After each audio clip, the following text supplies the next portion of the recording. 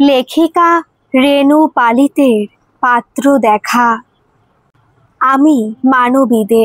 আমার ভালো নাম মানবী হলেও আমাকে ঘরে পাড়ার লোকজনেরা আর আত্মীয় স্বজনেরা সবাই মান্তু বলেই ডাকে। আমি ছোটবেলা থেকে খুব মুখরা, চঞ্চল আর ডান পিঠে স্বভাবের মেয়ে। তাই আমার মা সব সময় আমাকে নিয়ে অনেক দুশ্চিন্তার মধ্যে থাকে।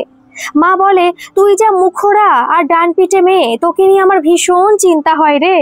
তোকে বিয়ে দিলে তোর মুখরা ডান পিঠে স্বভাবের জন্য শ্বশুর বাড়ি থেকে তোকে দুদিনেই উঠিয়ে দিয়ে যাবে।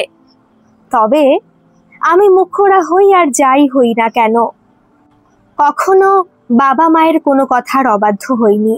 আমি আমার মাকে একটু ভয় করি, কিন্তু বাবাকে বন্ধু বলে মনে করি। আমি এবছর বিএ ফাইনাল পরীক্ষা দিয়েছি। আমার পরীক্ষা শেষ হয়েছে মাত্র, আর আমার মা আমাকে বিয়ে দিতে উঠে পড়ে লেগেছে। অবশ্য আমাকে বিয়ে দেওয়ার জন্য মায়ের উঠে পড়ে লাগাটা আজ নতুন নয়, বছর খানেক ধরেই এটা শুরু হয়েছে। মায়ের এতে দোষ নেই।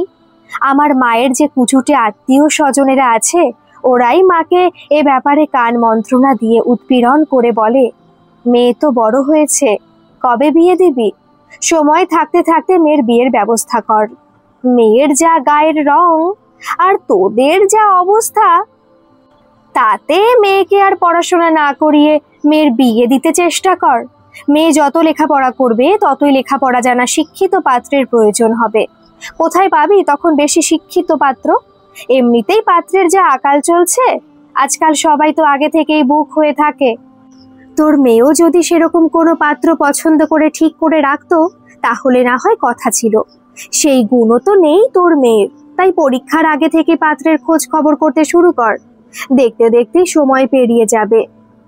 ফাইনাল পরীক্ষা শেষ হতে হতেই যদি ভালো পাত্রের সন্ধান পেয়ে যাস, তাহলে আর কোনো কিছু না ভেবে একেবারে বিয়ের পিঁড়িতে বসিয়ে দিবি।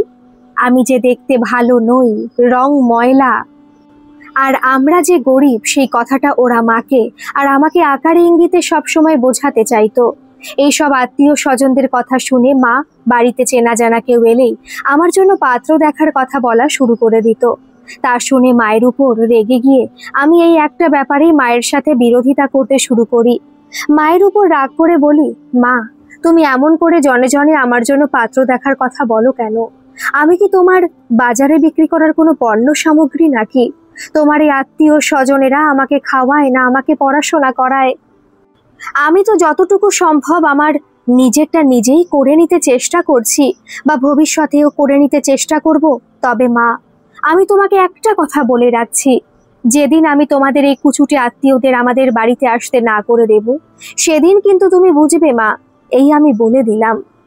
আমার কথা শুনে মায়ের রাগ উঠে যায়। মা বলে, কি? আমারই বাড়িতে আমারই আত্মীয় স্বজনদের আসতে তুই না করবি? ওদের না করে দেওয়ার তুই কে? আর তোর এত বড় সাহস হয় কোথা থেকে শুনি? আমি এ ব্যাপারে মাকে যত বাধা দিতে থাকি, আমার বিয়ের ব্যাপারে মায়ের উৎসাহ ততই বেড়ে যায়। কিন্তু বিশ্বাস করুন, আরো পড়াশোনা না করে আমার বিয়ে বসার একেবারেই ইচ্ছে নেই। আমি আরো পড়াশোনা করতে চাই। আমার পরীক্ষা শেষ হওয়ার কদিন পরেই মা আমাকে বলে, শোন মান্তু, তোর ফাইনাল পরীক্ষা তো শেষ হলো, পাস তো নিশ্চয়ই করবি। তারপর কিন্তু তোকে আর আমি বসিয়ে রাখবো না। মাকে ভয়ে ভয়ে জিজ্ঞেস করি, তার মানে তুমি কি বলতে চাও মা? কি করবে তুমি? মা বলে, তোকে আর পড়াশোনা করতে হবে না, আমি তোর জন্য পাত্র দেখতে শুরু করেছি। এবার তোকে বিয়ের পিঁড়িতে বসতে হবে। মা আরো বলে, সেদিন পাড়ার অনিমা ঘটক আমাদের বাড়িতে এসেছিল ভালো একটা পাত্রের সন্ধান নিয়ে। খুবই ভালো পরিবার, ছেলে শিক্ষিত, মা বাবা আর দুই ছেলে। বড় ছেলের বিয়ে হয়ে গেছে, পাত্র ছোট ছেলে। কোনো ঝামেলা নেই, জমি জিরে তো প্রচুর আছে। বাজারে ছেলের বড়সড় কাপড়ের দোকান আছে। আমি কিন্তু ওদেরকে সময় করে আসতে বলে দিয়েছি, তুই সেভাবে তৈরি হয়ে থাকিস। মায়ের কথা শুনে আমি বলি, মা, আমি তো অনার্স নিয়ে পড়েছি, আমি এমএ করব, প্লিজ মা, আমাকে পড়তে দাও। মাকে জড়িয়ে ধরে বলি, মা, তুমি তো আমার ভালো মা, আমাকে পড়তে দাও না মা। মা বলে, না, হবে না। আমি তোর ভালো মা নই, আমি ভালো মা হতেও চাই না। আমি খারাপ মা, খারাপ হয়েই থাকতে চাই। অনেক পড়াশোনা করেছিস, আর পড়াশোনা করে দিগ্গজ পণ্ডিত হতে হবে না। মা যখন খুব বেশি রেগে যায়, মা তখন আমাকে তুমি আর বাবাকে আপনি বলে সম্বোধন করে। মা বলছে তোমার যদি পড়ার ইচ্ছে থাকে তাহলে তুমি বিয়ের পরে শ্বশুর বাড়িতে গিয়ে পড়াশোনা করো, তখন আমি বাধা দেব না। কিন্তু আমি তোমাকে ঘাড়ে নিয়ে বসে থাকতে পারবো না। তোমাকে পড়ানোর ক্ষমতা তোমার বাবার নেই। তোমার বাবার শরীরের দিকে তাকিয়ে দেখো, তোমার বাবা এত অসুস্থ থাকেন, কখন কি হয় বলা যায় না। তোমার বাবারও ইচ্ছে তোমাকে পাত্রস্থ করার, তাই এত ভনিতা না করে আমার নাক মুখ না কেটে যা বলেছি তা শুনে সময় মতো তৈরি হয়ে থেকো। আমি জানি এটা আমার বাবার ইচ্ছে নয়, এটা আমার মায়েরই ইচ্ছে। আর আমি এও জানি মায়ের ইচ্ছের বিরুদ্ধে গিয়ে বাবা কোনো কিছুই করতে পারবে না। তথাপি আমি একবার শেষ চেষ্টা করে বললাম, মা, এবার থেকে আমাকে পড়াশোনার জন্য বাবাকে আর কোনো টাকা পয়সা দিতে হবে না। আর আমি তো নিজের খরচের বেশিরভাগ টাকা এতদিন নিজেই টিউশনি করে, এমব্রয়ডারি করে, কাটিং করে উঠিয়েছি, এবারও তাই করব। বাবার কাছে হাত পাতবো না। আমার কথা শুনে মা রেগে বলে, তোমাকে একবার না বলেছি, বারবার না বলতে পারবো না? রাতে বাবা ঘরে এলে আমি বাবাকে মায়ের পাত্র দেখার কথা বলি, আর বলি, বাবা, আমি এখন বিয়ে করব না, আমি আরো পড়াশোনা করতে চাই। বাবা শুনে বলে, মারে, আমি অতি সাধারণ ক্ষুদ্র একজন সবজি বিক্রেতা, আমার অত ক্ষমতা কোথায় তোকে পড়াশোনা করানোর? আর পড়াশোনা করানোর ক্ষমতাই যখন আমার নেই, তখন তোর মায়ের বিরুদ্ধে যাই কি করে বলতো? আমি বলি, প্লিজ বাবা, আমার পড়াশোনার জন্য তোমাকে আর কোনো টাকা পয়সা দিতে হবে না, আমি টিউশনি করে সেলাই করে পড়বো। বাবা বলে, ঠিক আছে, আমি কাল তোর মায়ের সাথে কথা বলে দেখব। বাবা পরদিন মায়ের সাথে কথা বলল। মা সঙ্গে সঙ্গে কথাটা নাকচ করে দিয়ে বাবাকে বলে, শুনুন, মেয়ের কথায় মেয়ের সাথে নাচবেন না যেন। মেয়ে বড় হয়েছে, মেয়েকে পাত্রস্থ করার দায়িত্ব আপনার, কিন্তু আপনি সে দায়িত্ব পালন না করে মেয়ের সাথে মিলে মেয়েকে সায় দিয়ে যাচ্ছেন। মেয়ের বিয়ের ব্যাপারে আপনার কোনো চিন্তা নেই। আপনার যখন কোনো চিন্তা নেই, তাহলে আপনি আর এ ব্যাপারে একটা কথাও বলবেন না। আপনি আপনার কাজে যান, যা করার আমিই করব। বাবা শেষ চেষ্টা করে আমতা আমতা করে বলে, না মানে আমি বলছিলাম কি, আরো বছর দুয়েক পরে দিলে হয় না? মেয়েটা চলে গেলে ঘরটা একেবারেই খালি হয়ে যাবে, তাই বলছিলাম। মা আবারও রেগে বলে, বাবা, মেয়ের জন্য দরদ একেবারে উতলে উঠছে দেখছি। না, হবে না। আর আমি জানি এসব আপনার মুখের কথা নয়, এসব মেয়ের মুখের কথা। মেয়ের মুখের কথাটাই আপনার মুখে বসিয়ে আপনি আমাকে বলছেন। আপনি কি ভেবেছেন আমি কিছু বুঝি না? সময়ের কাজ সময় করতে হয়। আমি মাথার উপর বোঝা নিয়ে বসে থাকতে পারবো না। আমি পাত্রপক্ষকে আসতে বলে দিয়েছি, ওরা বলেছে আজ বিকেলে আসবে। পারলে আপনিও আজ বিকেলে ঘরে থাকতে চেষ্টা করবেন। মা বাবা বারান্দায় বসে কথা বলছিল, আমি ঘরে বসে সব শুনছিলাম। বাবা ঘরে ঢুকে মায়ের ভয়ে আমার সাথে একটাও কথা না বলে কেবল মাথা নেড়ে হবে না ইশারা দিয়ে আমার দিকে করুণ চোখে চেয়ে জামা কাপড় পরে দোকানে চলে গেল। বাবা চলে যাওয়া আর একটু পরে মা ঘরে এসে আমাকে কড়া ভাবে বলে, মান্তু শোন, তোর অনিমা আন্টি অর্থাৎ অনিমা ঘটক বলেছে তোকে দেখতে আজ বিকেলে পাত্রপক্ষ আসবে। তুই একটু পরে তোর বান্ধবী সুমনার কাছে গিয়ে ভ্রু প্ল্যাক আর মুখে যেন কি করে, ওই ফেসিয়াল নাকি বলে, তা করে আসার পথে ওনাদের জন্য কয়েক রকমের মিষ্টি চপ নিয়ে আসিস। ওনারা 6 জন আসবেন বলছে। আমি বলি, মা, 6 জন? মা বলে, হ্যাঁ তো কি হয়েছে, ওরা 6 জন আসবে বলেছে। আর ওনারা দেখতে এলে যা কথা জিজ্ঞেস করবেন সেই কথার উত্তর ছাড়া তুই কিন্তু আর একটাও অন্য কথা বলবি না। মাথা নিচু করে রাখবি, এদিক ওদিক তাকাবি না। ওদের সামনে কোনো রকম মুখ করলে পরে কিন্তু আমি। বিকেলে যথারীতি অনিমা আন্টি, পাত্র, পাত্রের মা বাবা, দাদা বৌদি সহ 6 জন এলো। আমি যতই ডানপিটে হই না কেন, একটু দুরু দুরু বক্ষে সেজে গুজে চা মিষ্টি নিয়ে ওদের সামনে গিয়ে বসেছি। পাত্রপক্ষ আমাকে দেখে সাধারণ কিছু কথাবার্তা জিজ্ঞেস করে মিষ্টি খেয়ে পরে খবর দেবে বলে চলে গেল। পরে অবশ্য অনিমা আন্টি এসে মাকে বলেছে ওদের নাকি ফর্সা মেয়ের প্রয়োজন। কথাটা শুনে মায়ের মন ভেঙে গেলেও আমি কিন্তু খুব খুব খুশি হয়েছি। অনিমা আন্টির কথা শুনে আমি যদিও হাঁপ ছেড়ে বাঁচলাম, কিন্তু পরদিন থেকে আমাকে মায়ের উপদেশ দেওয়া শুরু হয়ে গেছে। মা রান্নাঘর থেকে আমাকে শুনিয়ে শুনিয়ে বলছিল, চান করতে যাবার আগে গায়ে মুখে একটু হলুদ মাখতে পারিস না? এবার টিউশনের পয়সা দিয়ে ফর্সা হবার ক্রিম এনে মুখে মাখবি। বাইরে গেলে ছাতা নিয়ে যাবি। মাসে একদিন পার্লারে গিয়ে ফেসিয়াল না কি যেন বলে, তা করে আসবি। তোর মতো বয়সী মেয়েরা মুখের কত যত্ন নেয়, আর তুই? মায়ের কথা শুনে আমি বলি, মা শোনো, এসব করতে যে টাকার দরকার হয় তা জানো? সেদিন পাত্রপক্ষ দেখতে এসে আমায় প্রত্যাখ্যান করায় মায়ের মনটা খুব খারাপ হয়ে যায়। তাই মা একটু নরম হয়ে বলে, জানি রে মা, আর এও জানি যে তোর রংটা একটু মাজা, তবে ময়লা নয়। আর আমি তো তোকে এসব কিছুই কিনে দিতে পারি না। এবার থেকে তোর টিউশনি টাকা ঘরের জন্য খরচ করতে হবে না। তুই তোর নিজের পেছনে খরচা করবি, লোকে যাতে আর ময়লা রং বলতে না পারে। বলুক না মা, বিয়ে না হলেই তো ভালো। আমি তো তোমাদের ছেড়ে অন্যত্র যেতে চাই না। আর বিয়ে হই বা কি হবে? তুমি তো আমাকে সব সময় বলো আমার মুখের জন্য বিয়ের পরে আমাকে শ্বশুর বাড়ি থেকে তুলে দিয়ে যাবে। আমার কথা শুনে মা আবারও রেগে যায়। মা রেগে গিয়ে বলে, এতই যদি বোঝো তাহলে চোপাটা একটু কম করতে পারো না?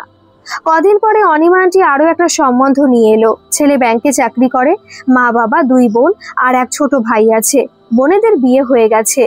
মা বাবা গ্রামে থাকে। প্রথমবারের মতো এবারও মায়ের কথাতে যথারীতি বান্ধবী সুমনার কাছ থেকে সেজে গুজে আসার পথে আমার টিউশনের টাকা দিয়ে কতগুলো মিষ্টি নিয়ে এলাম। এবারের পাত্রপক্ষের মেয়ের রং নিয়ে কোনো বাধা নেই, তবে পাত্রপক্ষের একটু কিছু দাবি আছে। সেটা হলো একটা দামি মোটরসাইকেল দিতে হবে, যার দাম লাখেরও উপরে। পাত্রপক্ষের দাবির কথা শুনে বাবা মাকে জিজ্ঞেস করে, ওদের যদি মেয়ে পছন্দ হয় তুমি ওদের দাবি কি করে মেটাবে? মা বলে, কেন? তোমার বাবাই তো মান্তুর বিয়ের জন্য অজপাড়া গায়ে এক টুকরো জমি রেখে গেছেন, যার মূল্য এখন 2-3 লাখ তো হবেই। মা মনে মনে সব অঙ্ক কষে রেখে দিয়েছে। বিকেলে পাত্রপক্ষ এলো। 2 বোন, 2 বোনের বর, মা বাবা, পাত্র আর অনিমা আন্টি সহ 8 জন। আমি যথারীতি সেজে গুজে চা মিষ্টি নিয়ে ঘরে যাওয়ার পর পাত্র আমার নাম, পড়াশোনা সব জিজ্ঞেস করলো। পাত্রের বাবা আমার হাতের লেখা দেখতে চাইলে আমি আমার ঠিকানা লিখে দিলাম। ছোটবেলা থেকে আমার মাথায় অনেক চুল, তাই আমার বান্ধবী সুমনা আমার মাথায় সুন্দর একটা বড় খোপা বেঁধে দিয়েছে। পাত্রের মা আমার মাথায় বড় বেনুনি করা খোপা দেখে জিজ্ঞেস করে, মা গো, তোমার চুলটা কি সত্যি? আমি কিছু না বলে চুপ করে আছি। তাই দেখে পাত্রের মা আবারও আমায় জিজ্ঞেস করে আমি রান্না বা ঘরের কাজ জানি কিনা। আমি কিছু বলতে যাব, এমন সময় আমার মা মুখে আঙুল দিয়ে আমাকে ইশারায় চুপ করে থাকতে দেখিয়ে মা নিজেই বলেন, আমার মেয়ে রান্না বান্না, সেলাই ফোড়াই, ঘরোয়া কাজ কর্মে নিপুণ। মায়ের কথা শুনে আমি হতবাক। আমি সঙ্গে সঙ্গে বলে উঠি, না না, আমার বিষয়ে মা যা যা বলছে তা কিন্তু সত্যি নয়, সব মিথ্যে। আমি রান্না বান্না বা ঘরের কাজ কর্ম কিছুই জানি না, আমি কেবল সেলাই জানি। পাত্রের মা পাত্রকে একান্তে কথা বলতে বললে পাত্র বলে, আমার আর কিছু জানার নেই। তারপর ওরা পরে খবর জানাবে বলে চলে গেল। অবশ্য পরে খবর দিল যে ওনাদের পাত্রী পছন্দ হলেও এখান দিয়ে আত্মীয়তা করা সম্ভব নয়, কারণ যে মেয়ে সংসারের কোনো কাজই করতে পারে না সেই মেয়েকে তো আর ছেলের বউ করে ঘরে আনা যায় না। এর মধ্যে আমার পরীক্ষার ফল বেরিয়েছে। খুব ভালো না হলেও আমি মোটামুটি ভালোই করেছি। মাকে বলি, মা, আমি MA তে ভর্তি হতে চাই, আমি পড়াশোনা করব। মা আমার দিকে কটাক্ষভাবে তাকিয়ে বলে, হবে না। তার চাইতে তুমি ঘরের কাজকর্ম, রান্না বান্না শেখো। তুমি ঘরের কাজকর্ম জানো না বলেই তো সেদিনের অমন ভালো পাত্রটা হাতছাড়া হয়ে গেল। আমি মাকে বলি, মা, সেদিন তুমি ওদের সামনে আমার সম্পর্কে মিথ্যে কথাগুলো বললে কেন, যে আমি রান্না বান্নার থেকে ঘরোয়া কাজকর্ম সব জানি? আমি তো এখন বিয়েই বসতে চাই না। তোমার পীড়াপিড়িতে আমাকে পাত্রপক্ষের সামনে যেতে হয়। তথাপি ধরো যদি এখান দিয়েই আমার বিয়ে ঠিক হয়ে যেত, আর পরে যখন ওরা দেখতো যে আমি কিছুই জানি না, তখন কেমন হতো বলো তো? অভিভাবকদের এইসব মিথ্যে কথার জন্যই তো পরে মেয়েদের কথা শুনতে হয়। তুমি কিন্তু আমার সম্পর্কে কারো কাছে এই ধরনের মিথ্যে কথা আর কখনো বলবে না। আমি যাই আছি, যেমনই আছি সেটাই বলবে, বাড়িয়ে বলবে না। কি হতো? প্রথম কথা হলো তুই আমাকে এইসব শেখাতে আসবি না। আর দ্বিতীয় কথা হলো, যদি পাত্রপক্ষের পছন্দ হতো তাহলে তুই কি ভেবেছিস আমি কি তোকে বসিয়ে খাওয়াতাম নাকি?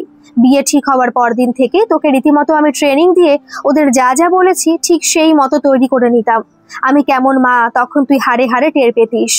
এখন পড়াশোনা করছিস বলে কাজ শেখার জন্য তোকে তেমন চাপ দিচ্ছিলাম না। মায়ের কথা শুনে আমিও বলি, মা, তুমি কেমন মা তা তো আমি জানি। এ কথা বলতেই মা কটাক্ষ চাউনি দিয়ে বলে, বেশি মুখ হয়ে যাচ্ছে কিন্তু। এমনিতে মায়ের এই চাউনিকে আমি ভীষণ ভয় পাই, তাই মায়ের চাউনি দেখে আমি আর কিছু না বলে চুপ করে রইলাম। আমি অনেকদিন আগে শখের বশে কষ্ট করে কাটিং ও এমব্রয়ডারি শিখেছিলাম, তাই এখন পড়াশোনার পাশাপাশি টিউশনি আর টেইলারিং করি। আবার পাড়ার লোকের চাহিদা মতো শাড়ি, কুর্তি, পাঞ্জাবিতে এমব্রয়ডারি করে থাকি। পাড়ার অনেকেই আমার কাজ পছন্দ করে। আমার প্রিয় বান্ধবী সুমনা আমার থেকে ওর বাবার জন্য এমব্রয়ডারি করা একটা পাঞ্জাবি তৈরি করিয়ে নিয়েছিল। সুমনার বাবা ব্যাংকে চাকরি করে। সেই পাঞ্জাবি দেখে ব্যাংকের অনেকেই আমার কাছে এসেছিল পাঞ্জাবি বানিয়ে দিতে। পরীক্ষার পর সময় পেলেও পয়সার অভাবে আমি এত বড় কাজটা করতে পারিনি। সুমনা বলেছিল অ্যাডভান্স নিয়ে করতে, কিন্তু যদি আমি সময় মতো করে দিতে না পারি, তাই ওনাদের কাছ থেকে অ্যাডভান্স নিয়ে কাজটা করার সাহস আমি পাইনি।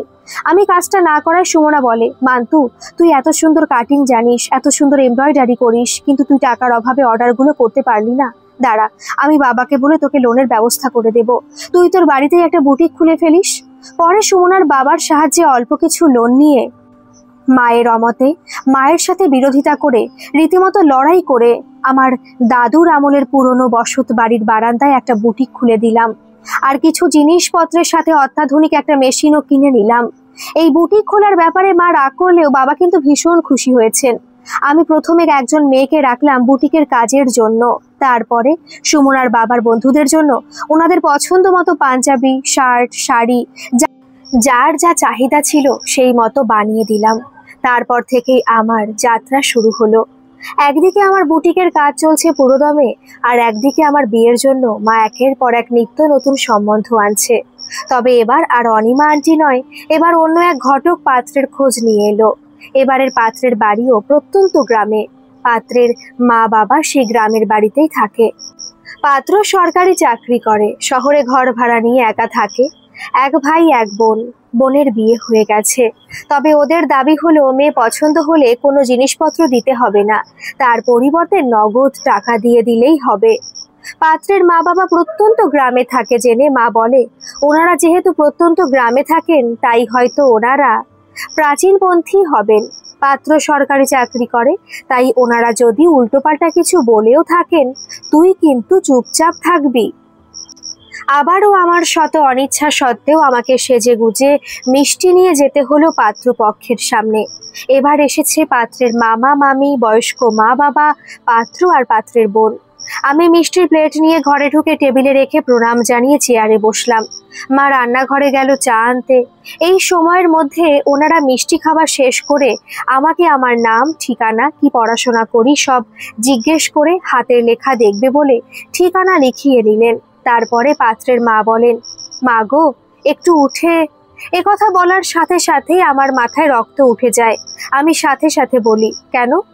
আমি তো একটু আগেই হেঁটে আপনাদের সামনে দিয়ে ঘরে ঢুকলাম, তখন দেখেননি? পাত্রের বাবা বলেন, না মানে আমরা তোমার পা। বলতেই আমার মা চা নিয়ে চলে এলো। ভদ্রলোকের পুরো কথা না শুনেই আমার মা আমার কাছে এসে নিচু হয়ে হাত দিয়ে আমার পায়ের কাপড় সরিয়ে দেখাতে নিতেই আমি এক ঝটকায় মায়ের হাত সরিয়ে দিয়ে চেয়ার থেকে উঠে দাঁড়িয়ে ওনাদের বললাম, আমায় ক্ষমা করবেন, আমার এখন বিয়ে করার ইচ্ছে নেই, তাই আমি আর আপনাদের সামনে এখানে বসে থাকতে পারছি না, আমি ভেতরে যাই বলে উঠে চলে এলাম। দরজার কাছে আসতেই পাত্রের বাবা বলেন, না মা, তুমি রাগ করো না, আমরা তোমার পা নয়, উচ্চতা দেখতে চাইছিলাম। আমার কথা শুনে মা আমার দিকে কড়া চাউনি দিয়ে তাকাতেই আমি ভেতরের ঘরে চলে এলাম। পাত্রের মামিও মায়ের আর আমার সাথে সাথে ভেতরের ঘরে চলে এসে মাকে বলে, থাক থাক দিদি, ওকে কিছু বলবেন না, আমিও জানি আজকের যুগে এভাবে মেয়ে দেখা অন্যায়, কিন্তু কি করব বলুন, আমার এই বয়স্ক ননদ নন্দাই এরা গ্রামে থাকেন বলে পুরনো রীতি আয়ত্ত করে রেখেছেন। লেখাপড়া জানা মেয়ের হাতে লেখা দেখা, হাইট দেখা, এতবার বারণ করা সত্ত্বেও ওরা আমার কথা শুনলো না। মা, তুমি কিছু মনে করো না, তুমি কি সুন্দর খোপা বেঁধেছো, এগুলো কি তোমার নিজস্ব চুল? ওনাদের সাথে এইভাবে কথা বলার পরে আমার মনে অনুতাপ এলে ও মামির কথা শুনে আমার মাথা আবারও বিগড়ে যায়। আমি সাথে সাথে বলি, দেখুন, আপনি যদি এখন আমাকে চুল খুলে দেখাতে বলেন, তাহলে আমি কিন্তু এখন দেখাতে পারবো না। আমার কথা শুনে মামি বলে, না না, আমি তোমার চুল খুলে দেখাতে চাই না, খোপাটা বেশ সুন্দর করে বেঁধেছো তো, তাই জিজ্ঞেস করলাম। হলো না, এবারেও আমার বিয়েটা হলো না। সেদিনের পর থেকে মা আর আমার সাথে কথা বলে না। মা বলে আমি ভীষণ অভদ্র মেয়ে। আমি বলি, কেন? আমি যা করেছি বেশ ভালো করেছি। এখন কোন যুগে বাস করছো তোমরা? এ যুগে কেউ এভাবে মেয়ে দেখে? তুমি এখন আর আমার জন্য পাত্র দেখবে না বলে দিচ্ছি। আমার যখন বিয়ে করার সময় হবে তখন আমি তোমাকে নিজের থেকে পাত্র দেখতে বলবো। মা বলে, ওনারা খুবই বয়স্ক বুড়ো বুড়ি আর প্রত্যন্ত গ্রামে বাস করেন বলে এখনো পুরনো রীতি আঁকড়ে ধরে আছেন। এই বয়স্ক লোকদের সাথে তুই এমন ব্যবহার করলি কেন? ছেলেটা আর সাথে আসা লোকগুলো কি ভাবলো বলতো? ছেলেটা তো দেখছি তোর চাইতে অনেক অনেক বেশি ভদ্র। তুই ওর সামনে ওর মা বাবাকে অপমান করেছিস। অন্য ছেলে হলে তোকে, মনে রাখিস তুই কেবল ওনাদের অপমান করিসনি, ওনাদের সাথে সাথে তুই তোর বাবা মাকে, বাবা মায়ের শিক্ষাকেও অপমান করেছিস। তোর মতো অভদ্র মেয়েকে আমার পেটে ধরাই ভুল হয়েছে। বদ মেয়ে কোথাকার। তবে আজ একটা কথা কান খুলে শুনে রাখ, আমি আর তোর জন্য নেই, তোর ভালোতেও নেই, তোর মন্দতেও নেই। মোট কথা তোর কোনো কিছুতেই আমি আর নেই। তোর বিয়ে হলে হোক, আর না হলে তুই আজীবন কুমারী থাক। আমার তাতে কিছু আসে যায় না বলে মা রান্নাঘরে চলে গেল। মায়ের রাগ আর অভিমান মেশানো বকুনি শুনে আমি খুশি হয়ে মাকে বলি, ভালোই হয়েছে, এখন আমি আর বিয়েই বসবো না। আমার ইচ্ছার বিরুদ্ধে এভাবে সম্বন্ধ আনলে এবার থেকে কিন্তু আমি তাই করব। এবছর এমনিতেও আমি বুটিকের কাজটা একটু ভালো করে দেখাশোনা করে লোনটা শোধ করার চেষ্টা করব। এবছর তো ভর্তি হতে দিল না, সামনের বছর থেকে কিন্তু আমি আবারও পড়াশোনা শুরু করব। আমি তোমাকে আগের থেকে জানিয়ে দিলাম। আমার কথা শুনে মা একটাও উচ্চবাচ্য না করে অন্যদিকে চলে গেল। সেদিনের সে পাত্রপক্ষ চলে যাওয়ার পর অনেকদিন পর্যন্ত মা চুপচাপ ছিল। আমিও বেশ শান্তিতেই ছিলাম। মাকে চুপ করে থাকতে দেখে আমি ভাবলাম, যাক, তাহলে মা এতদিনে আমার কথা শুনলো। আমি যে এখন বিয়ে বসবো না বলেছি, মা আমার কথা মেনে নিয়েছে। আমি খুশি খুশি মনে নিজের বুটিকের কাজ নিয়েই মেতে রইলাম। কিন্তু আমার এই শান্তি বেশি দিন রইল না। কিছুদিন পরেই আমার ভুল ভেঙে গেল। হঠাৎ দেখি মায়ের কাছে আবারও একটা বিয়ের সম্বন্ধ এলো আমার জন্য। আমি এখন বিয়ে বসবো না বলার পরেও মা ওনাদেরকে আসতে বলে দিল। মায়ের সাথে পুরনো কথা না তুলে, তর্কাতর্কি না করে চুপ করে থেকে ভাবতে লাগলাম কি করা যায়। এবারের পাত্র পুনেতে থাকে, কর্পোরেট জগতে উঁচু পদে চাকরি করে। তবে ওনারা পাত্রীকে বাড়িতে নয় হোটেলে দেখবে। পাত্রী পছন্দ হলে পাত্রের পরিবার দিন 15-র মধ্যে ছেলের বিয়ে সেরে ফেলতে চান, কারণ ছেলে বারবার ছুটি নিতে পারবে না, আর প্রাইভেট অফিসে বেশি ছুটি পাওয়া যায় না। তাই পাত্রের পরিবারের এই সিদ্ধান্ত। আমি এত করে না করা সত্ত্বেও ওনাদের সাথে দেখা করানোর জন্য মা বাবা আমাকে জোর করে নির্দিষ্ট সময় নির্দিষ্ট হোটেলে নিয়ে যায়। বাবা আমাকে অনেক বোঝানোর পর আমি যেতে রাজি হয়েছি, কিন্তু মা আমাকে বকুনি দিতে দিতে নিয়ে গেল। মায়ের বকুনি শুনে আমার খুব জেদ চেপে যায়। আমি মনে মনে ঠিক করি, দেখি মা কি করে আমাকে বিয়ে দেয়। আমি তো এখন বিয়ে বসবই না, উল্টে মা আমাকে আজে বাজে কথা বলে বকুনি দেওয়ার জন্য এই বিয়ের সম্বন্ধটাও ভেঙে দিয়ে আমি মায়ের বকুনির বদলা নেব। একটু পরে মা বাবার সাথে হোটেলের ভেতরে গেলাম। গিয়ে দেখি পাত্র, মা বাবা, বোন, ভগ্নিপতিকে নিয়ে আগের থেকে বসে আছে।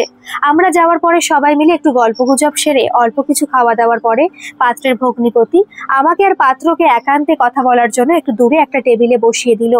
আমি অবশ্য মনে মনে পাত্রের সাথে একান্তেই কথা বলতে চাইছিলাম। ভগবান আমার মনের ইচ্ছা পূর্ণ করলো। একান্তে বসার পরে আমি নিজে থেকেই পাত্রর সাথে কথা বলতে শুরু করি। আমি পাত্রকে বলি, আপনি যদি কিছু মনে না করেন তাহলে আপনাকে একটা কথা জিজ্ঞেস করতে পারি?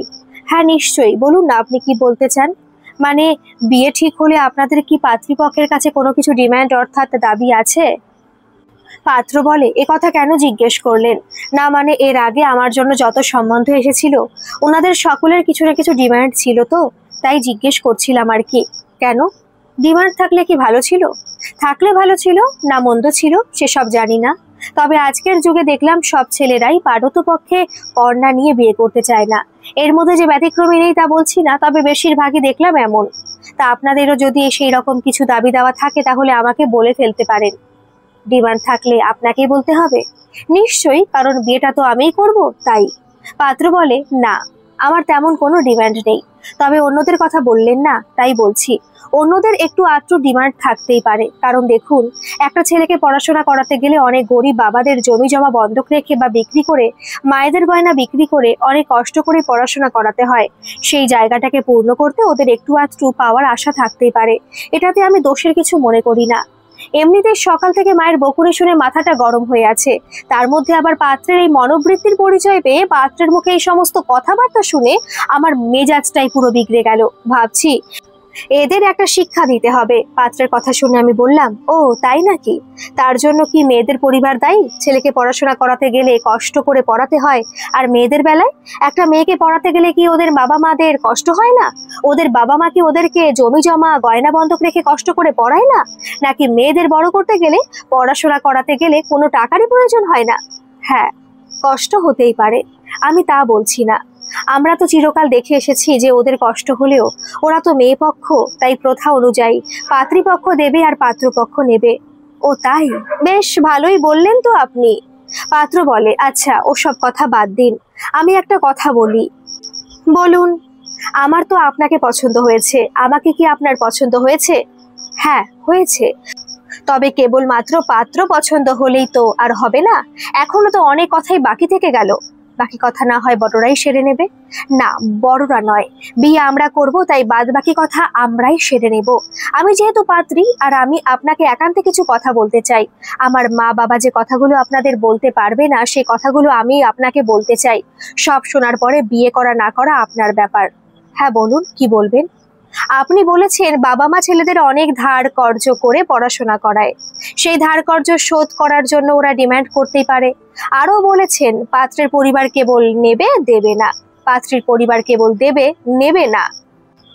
আমি কিন্তু পুরোপুরি এই মতের বিরুদ্ধে। বাচ্চাদের বড় করতে, পড়াশোনা করাতে ছেলে বলুন আর মেয়ে বলুন দুপক্ষেরই সমান কষ্ট করতে হয়, কিন্তু এক পক্ষ নেবে অন্য পক্ষ এমনি বসে দেখবে, তা তো হতে পারে না। আমি এই নিয়মটা একটু পাল্টাতে চাই, তাই আমি বলছিলাম কি, আমারও কিছু ডিমান্ড আছে পাত্রপক্ষের কাছে। বলুন কি ডিমান্ড? আমার ডিমান্ড হলো, আমাকে যদি আপনি বিয়ে করতে রাজি থাকেন তাহলে আমাকে নগদ 3 লক্ষ টাকা যৌতুক দিয়ে বিয়ে করতে হবে। আপনি যদি টাকা দিতে সক্ষম হন তাহলে আমি আপনাকে বিয়ে করতে রাজি আছি। যদি দিতে না পারেন বা দিতে রাজি না থাকেন তাহলে এই বিয়ে হবে না। এটাই আমার বলার ছিল। আমি আপনাকে যে কথাটা বললাম সেই কথাটা আপনি এখানে নয়, ঘরে গিয়ে মা বাবার সাথে আলোচনা করে পরে জানাবেন। বেশ, তাহলে এখন চলি, ভালো থাকবেন। বলে মা যাতে কিছুই বুঝতে না পারে হাসি হাসি মুখ করে পাত্রের সাথে কথা বলে মা বাবাকে নিয়ে বাড়ি চলে এলাম। হাসি হাসি মুখ করে বাড়ি চলে এলেও আমি জানি মায়ের কানে যখন কথাটা পৌঁছবে তখন আমার কপালে কি দুর্গতি অপেক্ষা করে আছে তা একমাত্র ভগবানই জানেন। ছেলেটাকে এই কথাটা বলার সময় মায়ের রাগি রাগি মুখটা আমার চোখের সামনে ভেসে উঠলেও আমি বিয়েটা ভাঙার জন্যই এই কথাটা বলতে বাধ্য হয়েছিলাম। ঘরে এসে দেখি মা ভীষণ খুশি। মা ধরে নিয়েছে আমার বিয়েটা এখানেই হবে, কারণ ছেলের সাথে মা আমাকে হাসি হাসি মুখ করে কথা বলতে দেখেছে। বাড়িতে এসে রাতে টিভির সামনে বসে আমি আর বাবা চা খেতে খেতে টিভি দেখছিলাম, আর গল্পের ছলে বিয়ে ভেঙে দেওয়ার জন্য যে পাত্রের কাছে টাকা দাবি করেছি সেই সব কথাগুলো বাবাকে বলে হাসছিলাম। বাবা বলে, এই রে, তাহলে তো আজ হয়েই গেল, অপেক্ষা কর, একটু পরেই যে তোর কপালে যে কি আছে তা একমাত্র উপরালাই জানেন, আজ আর আমি তোকে বাঁচাতে পারবো না। আমাদের চা দিয়ে মা রান্নাঘরে কাজ করছিল, ঠিক তখনই মায়ের কাছে একটা ফোন এলো। এই ঘরে আমি আর বাবা তখন গল্প শেষ করে বিছানায় বসে ব্যাংকের লোনের ব্যাপারে কথা বলছিলাম। মা ফোনে কথা বলা শেষ করে কখন আমাদের পেছনে এসে দাঁড়িয়েছে তা বলতে পারি না। আমি আর বাবা দুজনেই দরজার দিকে পেছন করে বিছানায় বসে কথা বলছিলাম আর টিভি দেখছিলাম। মা আমার পিছনে এসে আমি কিছু বুঝে ওঠার আগেই, তোর এত বড় সাহস, বলে পিছন দিক থেকে আমার চুলের মুঠি ধরে দুই গালে পিঠে ঠাস ঠাস করে সপাটে 4-5টা চড় কষিয়ে দিল। মায়ের উগ্রমূর্তি দেখে বাবা মায়ের হাত ধরে বলে, এ কি করছো? এই দেখো মেয়ের ঠোঁট কেটে রক্ত বেরোচ্ছে, তুমি কি মেয়েটাকে মেরে ফেলবে? এত বড় মেয়ের গায়ে হাত তুলছো? বিয়ে বিয়ে করে তুমি কি পাগল হয়ে গেছো? ও যখন এখন বিয়ে করতে চাইছে না তাহলে তুমি ওকে এত জোর করছো কেন?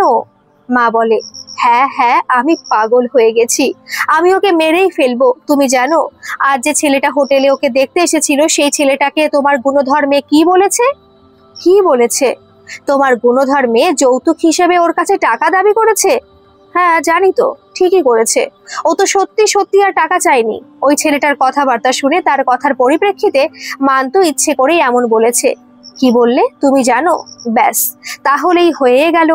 ঘর শত্রু যখন বিভীষণ তখন আমি মিছিমিছি কষ্ট করে মরছি কেন? একটা শত্রুকে আমি পেটে ধরেছিলাম, এখন তাহলে মেয়েকে ঘাড়ে বসিয়ে রেখে বাবা মেয়ে মিলে নৃত্য করো। এ কথা বলে মা বসে বসে কতক্ষণ চোখের জল ফেললো। মা আমার গায়ে হাত তোলার পর সেদিন রাতে আমি ভাতও খাইনি, মা বাবাও কিছু খায়নি। পরদিন সকালে মা চা করে আমাকে দিয়েছিল, তাও রাগ করে খাইনি। আমার বুদ্ধি হবার পর এই প্রথম মা আমার গায়ে হাত তুললো, তাই আমি রাগ করে দুপুরেও কিছু খাইনি। রাতে দোকান থেকে এসে বাবার সব শুনে অনেক সাধ্য সাধনা করার পরে খেয়েছি।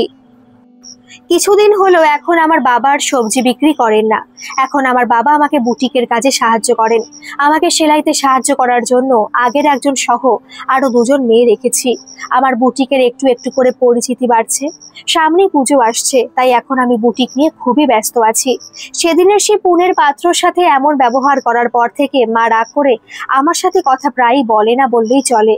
এর মধ্যে একদিন সকালে আমার শরীরটা ভালো লাগছিল না বলে আমি একটু দেরিতে ঘুম থেকে উঠেছিলাম। ঘুম থেকে উঠে মুখ হাত ধুয়ে বারান্দায় গিয়ে দেখি অনিমা ঘটক মায়ের সাথে কথা বলছে।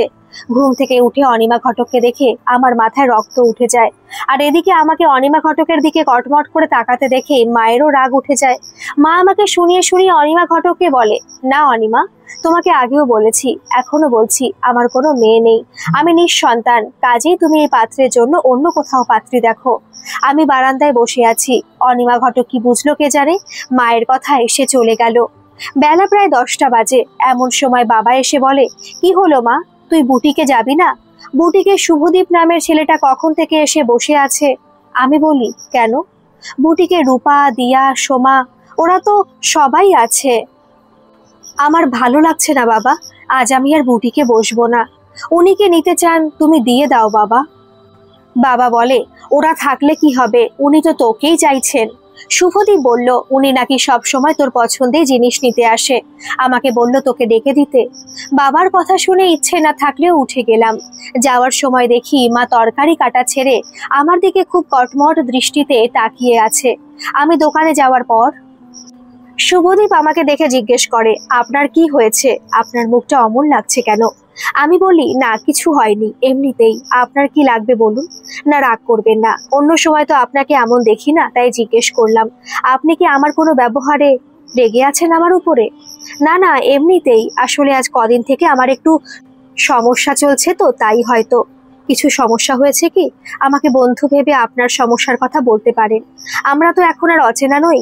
আমি আর আমার বন্ধু অনেকদিন ধরেই আপনার বুটিকে আসি, আপনার সাথে ঘরোয়া গল্পও করি। আমরা দুজন তো আপনার বুটিকের বাধা ধরা কাস্টমার। আপনার এখানে এলে মনের মতো জিনিস পেয়ে যাই, তাই তো বারে বারে আপনার বুটিকেই ছুটে আসি। আজ আমি আমার এক বন্ধুর জন্য আমার মতো এইরকম একটা পাঞ্জাবি নিতে এসেছি। আজ ওর জন্মদিন তো তাই। কিন্তু কই, বললে না তো আপনার সমস্যাটা কি? আমি শুনে যদি আপনার সমস্যার কোনো হাল বের করতে পারি, তাই জিজ্ঞেস করলাম। কি আর বলবো, আমার সমস্যাটা একটু অন্য ধরনের। আসলে আমার সমস্যাটা একটু ঘরোয়া, তাই বলতে ইচ্ছে করছে না। ও, ঘরোয়া সমস্যা? ঘরোয়া সমস্যা হলে বলতে হবে না। ঠিক আছে, আমাকে পাঞ্জাবি দেখান। না মানে আপনি আমাকে বন্ধু বললেন তো, তাই বলছি। ঘরোয়া সমস্যা বলতে আমি এখন বিয়ে বসতে চাইছি না, কিন্তু মা আমাকে এখনই বিয়ে দেওয়ার জন্য উঠে পড়ে লেগেছে। আমি আরো পড়াশোনা করতে চাই, মা আর পড়াশোনা করতে দিচ্ছে না। এই নিয়ে একটু সমস্যায় আছি। আচ্ছা আমার কথা বাদ দিন, এই দেখুন পাঞ্জাবি। আপনাকে কেন পড়তে দেবেন না? আর আপনি বিয়েই বা কেন বসতে চান না? দেখুন, বিয়ে বসতে চাই না বললে ভুল হবে। বিয়ে বসতে চাই, তবে এখন না। আমি আরো পড়াশোনা করতে চাই, ভালো করে নিজের পায়ে দাঁড়াতে চাই। বিয়ে হয়ে গেলে তো আর পড়াশোনা হবে না। আমি আমার বাবা মায়ের একমাত্র সন্তান। ওনারা আমার ওপরে সবকিছুতে নির্ভরশীল। আমার বাবা সবসময় অসুস্থ থাকেন। আমার বিয়ে হয়ে গেলে ওনাদের কে দেখবে? কেন? আপনার বিয়ে হলেও আপনিই দেখবেন, আর বিয়ের পরে পড়াশোনাও চালিয়ে যাবেন। বিয়ে বসার আগে এই সব কথা পাত্রপক্ষের সাথে আলোচনা করে নেবেন। না, তা হয় না। মেয়েদের একবার বিয়ে হয়ে গেলে সংসার ধর্ম পালন করা ছাড়া আর কিছু হয় না। আপনি বলছেন পাত্রপক্ষের সাথে এইসব কথা আলোচনা করে নিতে। যে সব পাত্রেরা বিয়ে করতে আসে, ওরা মেয়ে দেখতে আসার আগে নগদ টাকা বা মোটর সাইকেল পণ দাবি করে বসে থাকে, পণ নিয়ে বিয়ে করতে চায়। ওদের কাছে আমি কি আশা করতে পারি? আর পড়াশোনার ব্যাপারে কি বা আলোচনা করতে পারি বলুন তো? যারা নিজেদের শখের জিনিস মেয়ের বাবার ঘাড় ভেঙে আদায় করে নিতে চায় বা নেয়, সেই বাড়িতে বউ হয়ে গেলে ওরা পড়াশোনা করতে দেবে বলে আপনার মনে হয়? আচ্ছা, যদি আপনার বলা মতো এরকম পাত্র পেয়ে যান, তাহলে আপনি বিয়ে করতে রাজি হবেন তো? হ্যাঁ, আমার মা আমাকে বিয়ে দেওয়ার জন্য উঠে পড়ে লেগেছে, তাই মায়ের কথা ভেবে আমি যদি এরকম কোনো পাত্র পাই, তাহলে আমি রাজি আছি। আমি এখন যেমন মা বাবাকে দেখাশোনা করছি, বিয়ের পরে তেমন করতে পারলে আর সাথে পড়াশোনা চালিয়ে যেতে পারলে নিশ্চয়ই করব। কিন্তু এইসব দাবিদার পাত্রের সাথে বিয়ে বসে নিজের জীবনটাকে বিসর্জন দিতে চাই না, তাই তো বিয়ে করতে ইচ্ছা করছে না। ঠিক আছে, আমার জানা রইল। আমার সাথে তো অনেকেরই চেনা জানা আছে, আমি যদি তেমন পাত্রের সন্ধান পাই তাহলে নিশ্চয়ই আপনাকে জানাবো বলে শুভদীপ সেদিনের মতো পাঞ্জাবি নিয়ে চলে গেল। বিকেলে বাবা জিজ্ঞেস করে, শুভদীপ ছেলেটা কে রে? ও তো প্রায়ই দেখি দোকানে আসে। আমি বলি, বাবা, ওর বোন ত্রিনা আমার বুটিকের নাম শুনে গেল বছর ভাই ফোটার দিন দাদাকে নিয়ে আসে পাঞ্জাবি আর কুর্তি কিনতে। তারপর থেকে ওরা দুই ভাই বোন আমার বুটিকের জিনিস ছাড়া পড়ে না। ভাই বোন কিছু কিনতে হলেই আমার এখানে এসে খানিকক্ষণ গল্প টল্প করে তারপর দুজনেই প্রয়োজনীয় জিনিস কিনে নিয়ে যায়। ওরা নয়াপাড়ায় থাকে। শুভদীপ ও এনজিসিতে চাকরি করে, ওর বাবা সরকারি চাকরি করত। আমি এদের সম্পর্কে এটুকুই জানি, এর বেশি আর কিছু জানি না। এর এক সপ্তাহ পরে একদিন এক ভদ্রলোক আর ভদ্রমহিলা আমার বুটিকে এসে শাড়ি দেখতে চায়। ভদ্রমহিলার একটা শাড়ি পছন্দ হলে শাড়িটা প্যাক করে রাখতে বলে। তারপর ওনারা আমার বাবার খোঁজ করে। বুটিকের মেয়ে দিয়া বাবাকে ডেকে দিলে ওনারা বাবাকে একান্তে ডেকে বলে, আপনার সাথে একটা কথা ছিল। কি কথা জিজ্ঞেস করতে বাবাকে বলে, আমরা একটু আপনাদের ঘরে যেতে চাই। আমাদের ঘরে? কোনো প্রয়োজন আছে কি? সেটা আমরা ঘরে গেলেই বলবো। বাবা ওনাদের ঘরে নিয়ে চলে গেল। তারপর আমি আর কিছু জানি না। ওনারা ঘরে যাওয়ার পর বাবাকে দেখলাম হন্তদন্ত হয়ে কোথায় গেল। বাবাকে ঘরে ফেরার পথে দেখি হাতে মিষ্টির প্যাকেট নিয়ে ঘরে ঢুকছে। পুজোর সময় ছিল বলে তখন বুটিকে অনেক গ্রাহক ছিল, তাই আমি ঘরে যেতে পারিনি, আর ব্যাপার কি তাও জানতে পারিনি। ঘন্টাখানেক পরে ওনারা ঘর থেকে বেরিয়ে বুটিকে এসে শাড়ির প্যাকেটটা নিয়ে চলে যায়। মা ওনাদের পেছনে পেছনে এসে এগিয়ে দিয়ে যায়।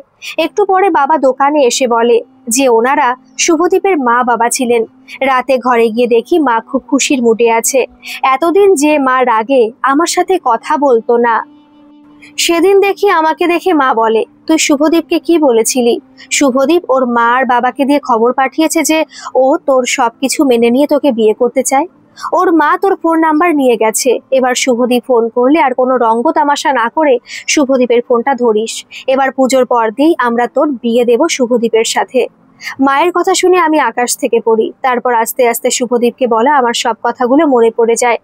এরপর শুভদীপ একদিন দুই বাড়ির মতে আমাকে এক হোটেলে নিয়ে গিয়ে আমার সাথে বসে খোলাখুলিভাবে সবকিছু আলোচনা করে।